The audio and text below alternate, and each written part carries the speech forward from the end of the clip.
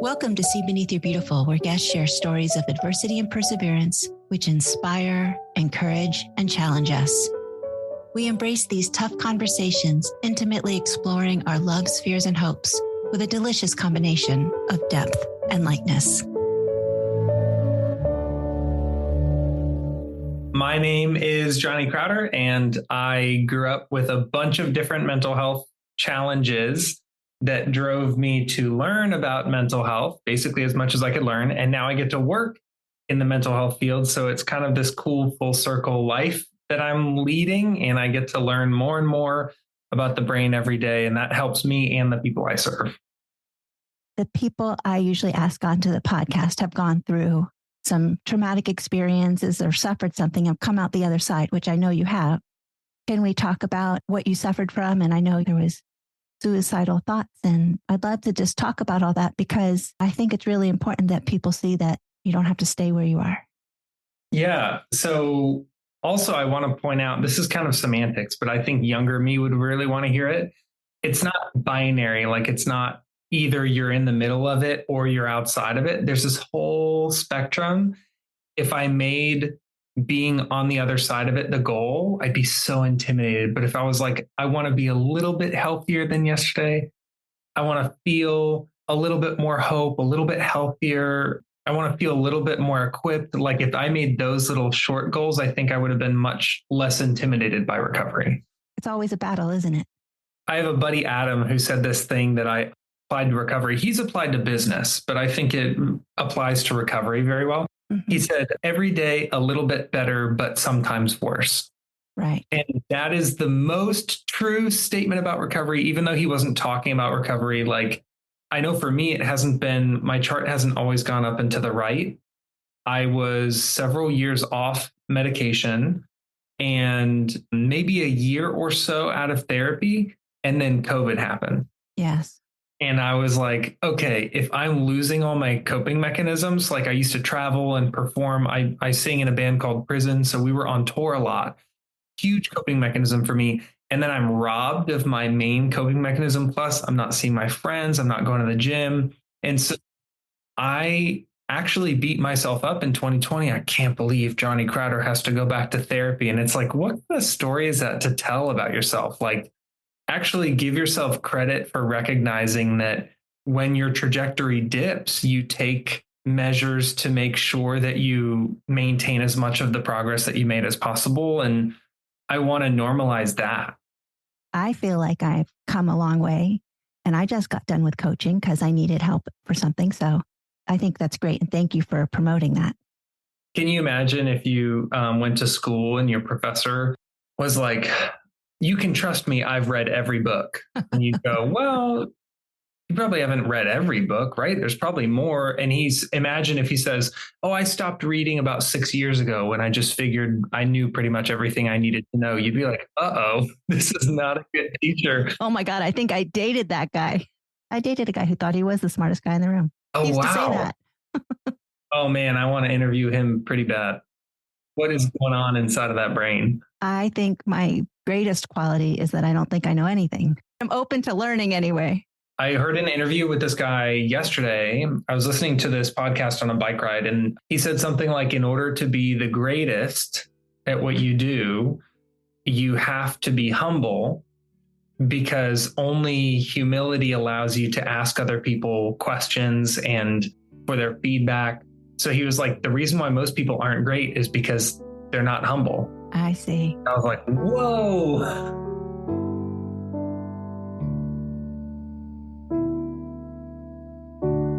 I lost a brother to a drug overdose, and I have a husband who is 10 years sober and 2 stepkids who are 5 and 2 years sober. I'm 3 years sober, but I was 4 years sober at one time and then wasn't. And so was that your coping mechanism, drugs or alcohol? And what were you coping with? Yeah. So this is something that surprises a lot of people about my journey, is that I have never used drugs or alcohol in my life. Okay. And this is why I'm so passionate about sobriety, because I grew up with some pretty severe schizophrenia Mm. bipolar 1, OCD, PTSD, severe anxiety and depression, Okay. very antisocial behaviors, extreme anger to the point of destruction of property. And I was self harming. And so I was definitely a very troubled child. And when I looked at my family members and how they coped, they would very typically turn to drugs and alcohol. And I saw how it affected them. Mhm. And I saw from I mean, keep in mind, you're a kid growing up in an abusive home, Mhm. and you see people coping with drugs and alcohol, and you see from your perspective, you think, well, that makes it worse. They're trying to cope with their anger, and then when they drink, they're more violent. It seems like this is just fuel on the fire. So I made a decision at a very young age to not use drugs and alcohol, but instead I had some healthy coping mechanisms and some unhealthy ones. So the unhealthy ones are probably kind of obvious, like the self-harm Yeah. is a pretty apparently unhealthy coping mechanism, but some were healthy mechanisms that I turned unhealthy because of the way I wielded them. Like what? So like music was just a healthy one for me. Being creative, writing, playing guitar, drawing, like all of those things were really healthy for me. And when I started exercising, that is a healthy coping mechanism that then I started becoming unhealthy with. So Mhm. at one point I was working out for 3 hours a day, Mm. 6 to 7 days a week. I was engaging in disordered eating in order to drive my peak physical health. That was really just, I could convince myself that I was doing something healthy, Yeah. but really I was kind of tricking myself into self-harm through a traditionally healthy coping mechanism. So it's kind of funny when we I see look that. at coping mechanisms and we say, well, this one is positive and this one is negative. And I'm like, it kind of depends on how you're using that coping mechanism, you know? Yeah. So, speaking of coping mechanisms, you've created something called Cope Notes. You want to tell me about that? Yeah. So it is my whole life right now, or at least a big slice of it. I went to school for psychology because how could I not after experiencing all of this? Yeah. I was in treatment for a long time and I started engaging in peer support in 2011 through NAMI, the National Alliance on Mental Illness. So think about this. I'm learning about neuroscience and abnormal psychology in school, and it's blowing my mind. And I'm also experiencing on a personal level the power of peer support, talking to a peer who understands what I'm going through and just feeling that sense of camaraderie and community. And so I wanted to combine the neuroscience principles that I was learning about in school with the peer support principles that were actually changing me, changing my heart and kind of softening me. So I had no idea what I was getting into at the time. I didn't set out to start a business by any means, but I wanted to create a resource that could use neuroscience principles to deliver messages that contain peer support. And so now I launched Cope Notes almost 5 years ago. And essentially what we do is we deliver randomly timed text messages that are written by peers with lived experience. Mm. And over time, they train the brain to think in healthier patterns. So it is a super cool idea that became a project, that became a product, that became a business, that is now a company. Do you have knowledge that it's helping people or hope that it's helping people? Fortunately, we have knowledge. I mean, not to discount hope. Hope is a valuable commodity, but so is knowledge. For years, we had kind of anecdotal evidence, like people saying, turning in testimonials and being like, this changed my life and this changed my marriage. And I'm now in rehab because of a text message, and just these amazing people saying they got back in shape and divorced abusive partners. And just, I mean, you wouldn't believe some of the stories. They're on our website. I have chills you saying all those things. Yeah. So we had all of these anecdotal pieces of evidence, people telling us these stories. We probably have about 100 on our website or so. And then we were doing research with the University of South Florida. And finally, this is very new. This is actually the first time I've said it on a podcast, I think. That's how new it is. It's like literally last week. We got the research back from USF that shows that we can now show quantitatively from a research study that Cope Notes reduces anxiety and depression and stress. And it's mind-blowing stuff because I've been working on it for years. Yeah. And now we actually have like statistics that show like this is how people felt before, this is how they scored on like the PHQ-9 and the GAD-7, and then this is how they scored it after 1 month of Cope Notes and after 2 months. And we can actually see their depression decreasing on a graph. We serve all sorts of people. We serve ages 12 and up. I think for a long time, the mental health resources that exist have said, we serve people with acute symptoms, like people who are really severe, who are really struggling. And I'm looking at the greater statistics of the mental health of our country and beyond. And I say, listen, if half of mental illness is going undiagnosed, and so many people aren't even comfortable seeking out additional resources because they're not even aware that they're experiencing symptoms of mental health conditions in the first place, how do we build something that can serve people not only in the moderate to severe symptom range, someone like me who's living with multiple diagnoses, but also people in the mild to moderate range? So people who maybe don't have any real formal diagnoses, they just get stressed or depressed every once in a while. Maybe they get anxious, but nothing too debilitating yet. We want to serve those people too, because we are all about prevention and intervention. So I don't want to wait 10 years for you to be in a 3-month or 3-year depressive episode. I want to help you now when you don't feel those severe symptoms so that we can keep you healthy long term. One of the mind-blowing things about the USF research is they showed that there were positive health outcomes for the people in the mild to moderate range as well as moderate to severe. So we can actually serve both groups and kind of everybody in between, which was our goal when we set out to start in the first place.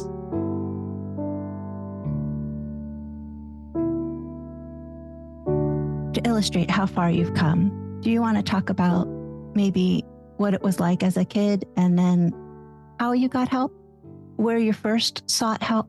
Because there's so many people who just live in their suffering. And so I kind of want to offer a suggestion on what's the first step to go get help. Growing up, like I said, I had multiple diagnoses that were all overlapping. Yeah. I had a really wild temper. I had a lot of difficulty making eye contact, communicating with people, forming coherent sentences.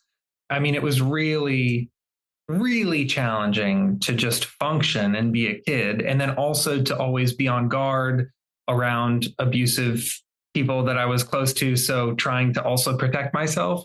I wish I could take credit for this. I wish I could say, one day I woke up and decided no more.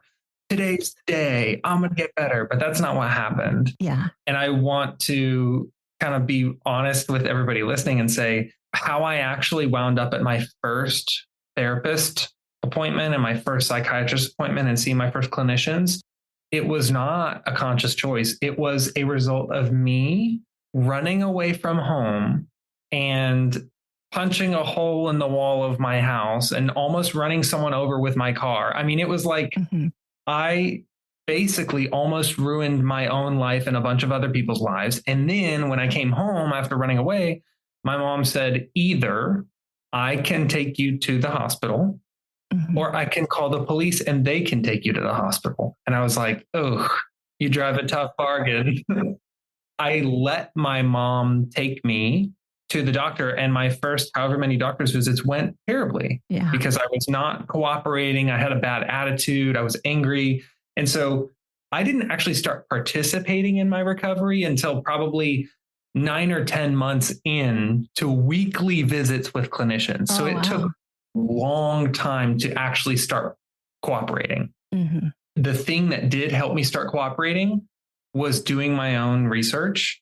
So I encourage anybody, if you're not quite sure what to do, you don't know what that next step is, I always encourage people, read about whatever you're going through. It's going to sound really simple, but I went to the library and got a book about OCD. I was Googling symptoms that I had and was kind of reading. And then I took a psychology course in school. So like, as you educate yourself, you start to feel way more empowered because you don't have to just walk into a doctor's office and have somebody tell you about what you're experiencing. You can also come in and say, oh, I've heard that. When that doctor says something to you, go, I've read something about that. So empower yourself through health education.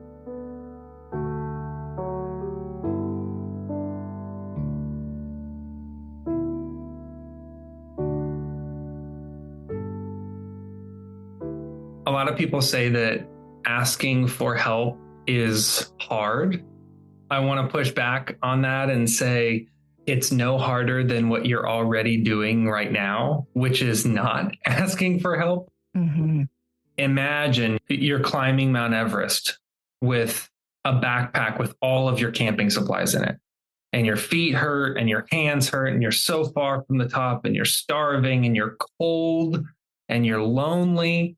And then someone says, "Do you want me to carry some of the stuff in the backpack for you?" Mm-hmm. I can't carry you up the mountain, but I sure can. If you put some of your stuff from your backpack in my backpack, then we can kind of go up together. It doesn't take nearly as much strength to say, "Please, God, can you put some of this stuff in your backpack? I'm so tired." Yeah. So I think we kind of get lost in this idea that, oh no, how would I ever ask for help? And I want to encourage you that doing that is going to be much easier long term than trying to do everything yourself. And the fact is, I think we get confused thinking that we're supposed to do it ourselves, but nowhere in the rule book of life does it say like, hey, guess what? Hera owns everything in her life. She's never allowed to ask for help. No lifelines. Even on Who Wants to Be a Millionaire, you get lifelines. Oh, yeah, that's right. Well, do you think that it's unburdening yourself just talking about it, but talking about it to who in particular? You're saying that there's people who've gone through what you've gone through. And so I do think that once I talked about my childhood sexual abuse, the shame of it was lifted and the burden of it. And I want people to share their burdens because it was so freeing for me. But I just want to know, who do you think people should talk to? Not just anybody, because some people don't understand what you've gone through and won't give you good advice. So who do you suggest people talk to?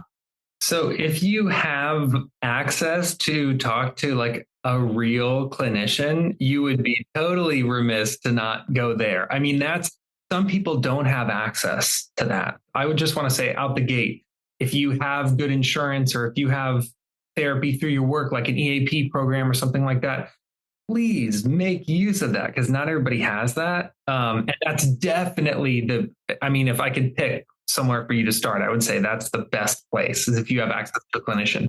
In the case that you don't, there are a few things that helped me. The first is actually not communicating it directly to anybody, but rather writing about it, like journaling, giving it shape. I used to write short stories and poems, songs, like all of that stuff really helped me get what was going on outside of my head. And so I could look at it and try to understand it from a different perspective. And then there are local support groups and peer organizations. A lot of them, not all of them, a lot of them are free. If you're like, man, I wish I could call up a clinician, but I don't have insurance or I don't have the money or something, I totally empathize with that. I have absolutely been in that boat before, which is why I found my way into peer support. I would encourage you to Google NAMI, NAMI, the National Alliance on Mental Illness, and ask your local affiliate, because there's affiliates all over the country, if they have any free or reduced cost peer support programs, and start there. Because when I was meeting with a clinician, I was actually intimidated to meet with a clinician because I was scared. I felt tiny and I felt like clinicians were these big, almost like authority figures, but there was something really beautiful about meeting with peers and sitting down and telling someone like, oh yeah, I was hallucinating a bunch of faces on the cupboards, so I couldn't go into my kitchen, so I didn't eat dinner yesterday. And I swear to hear somebody go, yup, like, what? I'm not a freak. Like I'm not the only person in the world. That feeling is what eventually started opening me up to be a little more vulnerable with my clinician. I really love that. Thank you for that. Yeah.